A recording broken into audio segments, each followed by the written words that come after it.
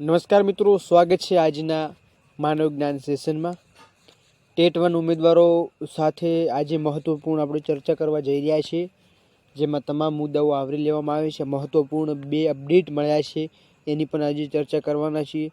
સાથે સાથે આપણે જે કોર્ટ મેટરનો વિડીયો મૂક્યો હતો, એ વિડીયા બાબતે ઘણા આપણા જે જૂના ઉમેદવારો છે એમનો રિસ્પોન્સ આવ્યો છે, જેમાં એમને શું પ્રોસેસ થયેલી છે એની પણ તમને આજે આ જે કોમેન્ટ સેક્શન આધારે જે માહિતી આવેલી છે એની પણ અપડેટ આપવાનું છું। આજનો આ વિડીયો છે મિત્રો ખાસ ટેટ 1 ઉમેદવારો માટે જ છે, તો એ ઉમેદવારો અંત સુધી માહિતી નિહાળશો। અને તમે પણ મિત્રો ચોક્કસ અત્યારથી જ કહી દઉં કે તમે પણ તમારો અભિપ્રાય ચોક્કસ કમેન્ટ સેક્શનમાં લાઈવમાં જણાવજો કે તમને શું કઈ ને કઈ ઉત્તર મળ્યા છે, તમને શું જવાબ મળ્યા છે। તો ખાસ આજનો વિડીયોમાં તમારો એક અભિપ્રાય પણ આપવાનું ભૂલશો નહીં। કોર્ટ મેટરની રાહ જોવાની કે નહીં મિત્રો, એના ઉપર પણ પ્રોપર માહિતી આપવાનું છું। વિભાગે લીધો છે એક મહત્વપૂર્ણ નિર્ણય। વિભાગનો આ નિર્ણય છે મિત્રો એ કેટલા અંશે કારગિર્દ નીવડે છે એની પણ એક અપડેટ છે, એનો પણ આપણે વિડીયોની માહિતી આપવાનું છું।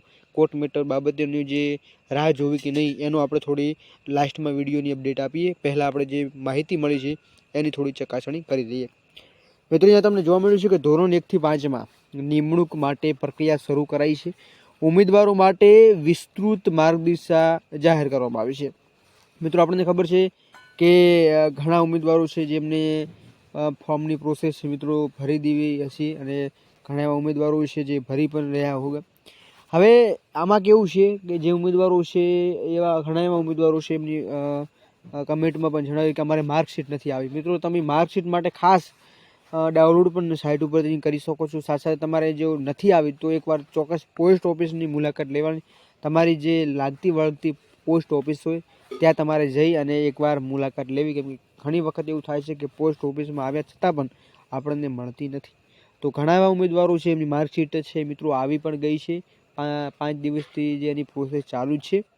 વિદ્યા સહાયક ભરતી ગેરરીતિ ડામવા માટે પ્રમાણપત્રોની 3 તબક્કામાં ચકાસણી કરાશે। પ્રમાણપત્રો બનાવટી અથવા અન્યાય કે ભરતી નિયમો સાથે સુસંગત ન હોય તો નોકરી સમાપ્ત થશે।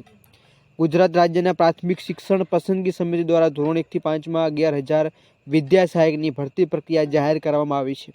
આ ભરતીમાં પારદર્શિતા લાવવા અને જાળવવા માટે ઉમેદવારોએ પ્રક્રિયા કોઈ પણ મુશ્કેલી ન પડે તે માટે શિક્ષણ વિભાગ દ્વારા 16 જેટલા મુખ્ય જે મુદ્દાઓ છે એની વિગતવાર સૂચનાઓ છે એ અરજીપત્રમાં દર્શાવવામાં આવી છે। અને વિગતો પ્રમાણપત્રો ગુણપત્રો કે અન્ય આધારો ખોટા કે બનાવટી અથવા અમાન્ય કે ભરતી નિયમો સાથે સુસંગત ન હોય તેઓ રજૂ કરેલ હશે તો કોઈ પણ તબક્કે ઉમેદવારોને નિમણૂકી હુકમ રદ કરવામાં આવશે। મિત્રો ખાસ જો તમે પણ કંઈ ભૂલ કરી રહ્યા છે તો તમે પણ ટેટ 1માં હશો ને આવી કોઈ ભૂલ કરી રહ્યા છો મોટી, તો તમે પણ મિત્રો ચેતી જજો। મિત્રો આ નોકરી તમારામાં સમાપ્ત કરવામાં આવશે, એટલે કોઈ પણ કારણોસર જો એમાં ભૂલ જોવા મળશે તો તમને નોકરીમાંથી એટલે કે તમારું ફોર્મ જ રિજેક્ટ થશે। આ અંગે શિક્ષણ વિભાગના માહિતગાર સૂત્રોના જણાવ્યા અનુસાર વિદ્યા સહાયકોની ભરતી માટે જે સત્તાવાર પોર્ટલ છે મિત્રો ખોલી દેવામાં આવ્યું છે। ભરતીમાં અરજી આગામી મિત્રો 24 તારીખ સુધી બપોર કલાક સુધી તમારે જોવા મળશે। ઉમેદવારોએ નિર્ધારિત સમયમાં ઓનલાઈન રજીસ્ટર કરી પોતાની ટેટ પરીક્ષાના વિગતો સાથે લોગિન કરવાનું રહેશે।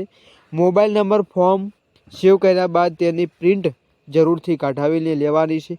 આધાર પુરાવો સાથે નક્કી કરેલા જિલ્લા સ્વીકાર કેન્દ્ર ખાતે રૂબરૂ જઈ અને તમારે ત્યાં જે સ્વીકાર કેન્દ્ર પાસે છે અરજી જમા કરવાની રહેશે, જે 11 વાગ્યાથી 5 વાગ્યા સુધી રહેશે। મિત્રો સ્વીકાર કેન્દ્ર પરથી કોઈ ફાઇનલ સબમિટ કરાયા બાદ અરજી માન્ય ગણાશે। ટપાલ કે કુરિયર દ્વારા મોકલેલી અરજીઓ છે એની સીધી રદ કરવામાં આવશે। એટલે ખાસ મિત્રો એવા ઉમેદવારો હોય છે જે ઘરથી ટપાલ કરતા હોય છે, તો આવું કરવાનું નથી। ભરેલી ફી કોઈ પણ સંજોગોમાં પણ પરત તમને મળશે નહીં। તો મિત્રો અહીંયા પાવતી અને ફોર્મની ઝેરોક્ષ નકલ પોતાની પાસે સુરક્ષિત રાખવી ફરજિયાત છે।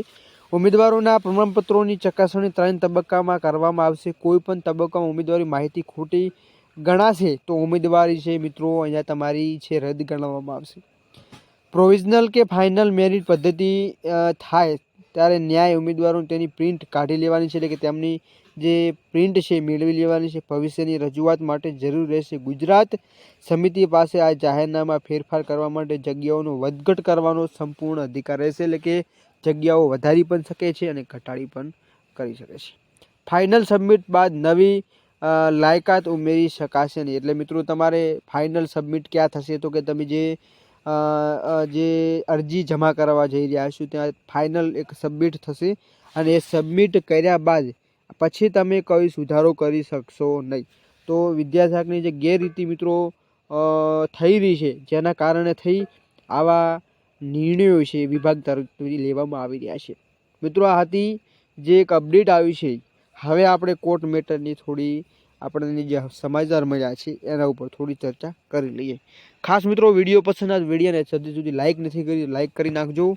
અને આજનો આ વિડીયો છે જે મિત્રો આપણે એક જે 16 તારીખના રોજ જે હાયરિંગ હતી એ મુદ્દે વિડીયો મૂક્યો હતો, પરંતુ થોડી માહિતી સભર વિડીયો નથી મૂક્યો જેના કારણે થઈ આજે આપણે એક વિડીયો લઈને આવ્યા છીએ મિત્રો. જેમાં જે કોમેન્ટો આવી હતી જેમાં અહીંયા લખેલ છે કે એસીબી વાળે પિટિશન ફગાવી દેવામાં આવી એવી. તો મિત્રો જે ન્યૂઝ આવ્યા છે જેમાં એસીબી વાળાએ પિટિશન ફગાવી દેવામાં આવી છે. એટલે કે જે બોર્ડ દ્વારા કે એવું કહેવામાં આવ્યું છે કે આ પિટિશન છે એ ફગાવી દેવામાં આવી છે. લેખિતમાં કહી દીધું છે કે હવે કંઈ નહીં થાય. આવા ઉમેદવારો છે કમેન્ટ કરી છે. સો ગુડ ન્યૂઝ શું છે એની પણ અપડેટ આપો. 17 ડેટ એસીબીના સચિવમાં લેખિતમાં ના પાડી દીધી છે કે આ પિટિશન ફગાવી દેવામાં આવી એમ. આવા સમાચારો જોવા મળ્યા છે મિત્રો. માર્કશીટ આવી ગઈ ઘરે, હવે કેવી રીતે મળશે માર્ક્સ? તો આવા પણ ક્વેશ્ચન હોય છે. સાચી વાત છે કે માર્કશીટ ઓલરેડી હવે તમારી તમામ નીકળવા મળી છે, તો હવે કેવી રીતે માર્ક્સ મળશે? મિત્રો આવા કમેન્ટો છે આપણને જે એસીબી દ્વારા જે અપડેટ આપવામાં આવી છે કે આવી જે માર્કશીટો છે નવી આવી છે, તો શું કા હવે નવા ફેરફાર થશે કે નહીં? હા મિત્રો, જે 16 તારીખનું હાયરિંગ હતી એની ઉપર થોડી ચર્ચા કરી લઈએ. તો એ 16 તારીખની હાયરિંગમાં જે કોર્ટ દ્વારા જજમેન્ટ આપણે વિડીયો પર મૂકેલો છે, તમે નિહાળી પણ શકો છો. એમાં જે માહિતી આપવામાં આવી છે કે તમામ ઉમેદવારોને ગ્રેસિંગ માર્ક્સ મળવા જોઈએ એવું કહી રહ્યા હતા, પરંતુ આવા સમાચારો મળ્યા છે. તમને માહિતી શું મળી છે તમે મિત્રો લાઈવ કમેન્ટ સેક્શનમાં જણાવજો. અમને જે માહિતી મળી છે એની પણ એક અપડેટ છે કે નવી કે ફરીવાર એક તારીખ આપવામાં આવી છે. એ મિત્રો કેટલા અંશે સાચું છે એ પણ એક જોવાનો મોટો પ્રશ્ન છે, પરંતુ આવા સૂત્રોને જણાવ્યા પ્રમાણે માહિતી મળી છે. બાકી તમે મિત્રો કમેન્ટમાં જણાવજો. આજના વિડીયો છે તમામ ઉમેદવારો માટે કમેન્ટ કરજો મિત્રો. એક પણ કમેન્ટ તમારા માટે તમામ ઉમેદવારો સુધી પહોંચાડીશું આપણે. તો શું અપડેટ છે, હવે કોર્ટ મેટરની રાહ જોવી કે પછી નવેસરની પ્રિપેરેશન કરવી? તો આજનો આ વિડીયો હતો મિત્રો. વિડીયો કેવો લાગ્યો વિડીયોને લાઈક કરજો. અને તમામ માટે અહીંયા કંઈ શીખવા મળ્યું હોય અને જે ઉમેદવારો અંત સુધી માહિતી નિહાળી છે એમને તમામ માટે જે અપડેટો છે આપણે લાવતા રહીશું. તો આજના વિડીયોમાં બસ આટલું જ. ફરીવાર મળીશું નવા ટોપિક સાથે. ત્યાં સુધી જય હિન્દ, જય ભારત.